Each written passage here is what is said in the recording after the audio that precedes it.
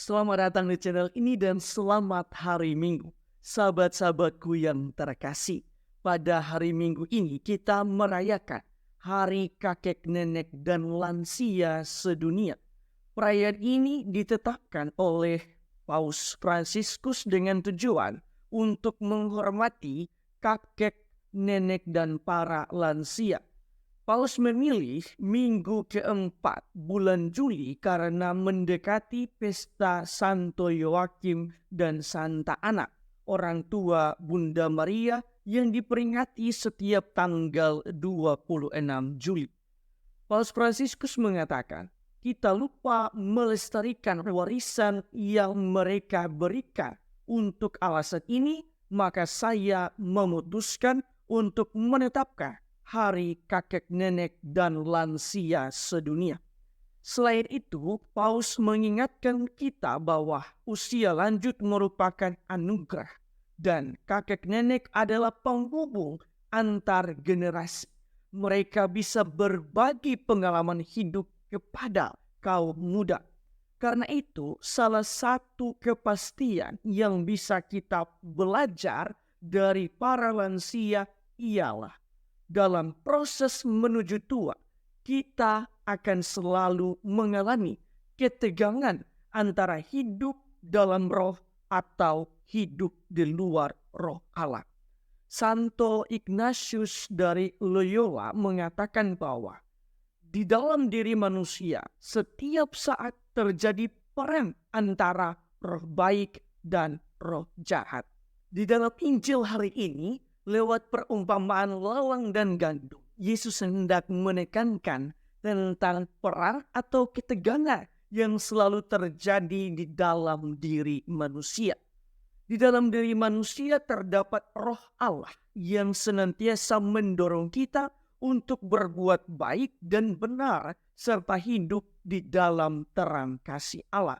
Tetapi melalui unsur kedagingan, roh jahat pun merasuki kita untuk selalu menggodai dan mencobai diri kita. Jika kita selalu mendengarkan dorongan roh baik, maka kita pun akan selalu berbuat baik dan benar. Tetapi jika kita cenderung mendengarkan roh jahat, maka kita hidup dalam kegelapan dan sering jatuh di dalam kelemahan dan dosa. Namun kita beruntung karena di dalam bacaan kedua, Kitab Kebijaksanaan menekankan bahwa walaupun kita sering jatuh di dalam dosa, Allah senantiasa memberikan kesempatan untuk bertobat.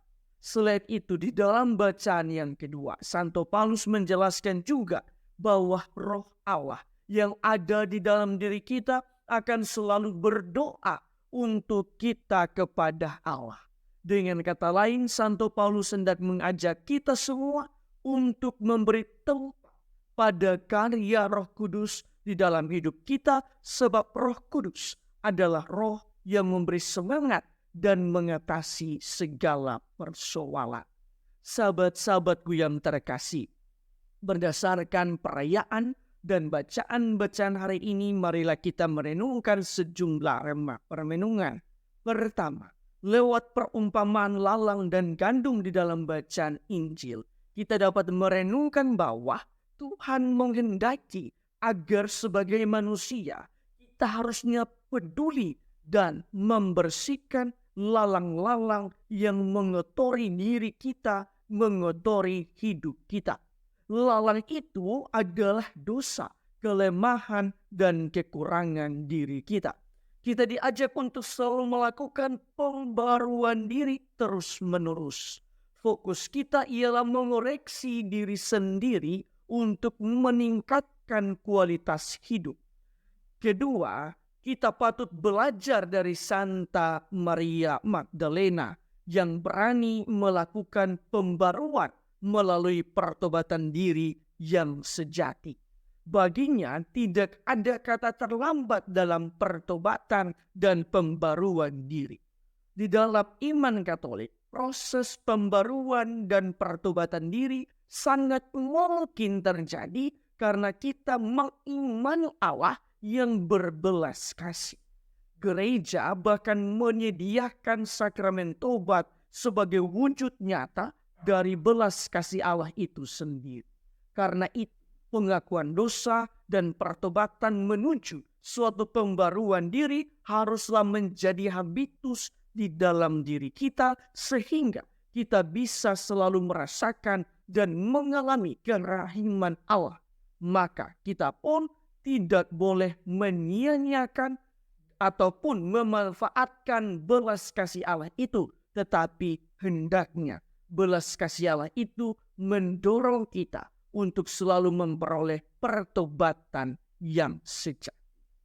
Ketiga, hari ini kita merayakan Hari Lansia Sedunia yang ditetapkan oleh Paus Fransiskus. Di dalam pesannya di tahun 2023 ini, Paus mengangkat tema rahmatnya turun-temurun. Lukas pasal 1 ayat 5. Dengan tema ini, Paus mengajak orang-orang muda untuk mengunjungi orang-orang tua, mengunjungi kakek dan nenek, mengunjungi para lansia untuk mendengarkan nasihat-nasihat mereka dan belajarlah dari mereka. Menurut Paus, keberadaan orang-orang muda saat ini tidak terlepas dari jasa orang-orang tua atau tidak terlepas dari jasa para kakek dan nenek dan para lansia. Paus menulis orang-orang muda itu adalah jawaban Tuhan atas doa-doa orang tua, buah dari semua yang telah orang tua taburkan. Ini adalah tanda bahwa Tuhan tidak meninggalkan umatnya, tetapi selalu meremajakan mereka dengan kreativitas Roh Kudus. Karena itu, marilah kita senantiasa belajar dari kakek, nenek, dan para lansia. Meskipun kita hidup di era atau zaman yang berbeda, tetapi tentunya ada hal-hal yang baik dan benar yang dapat kita ambil sebagai nilai-nilai dalam kehidupan yang nantinya diturunkan kepada anak cucu kita.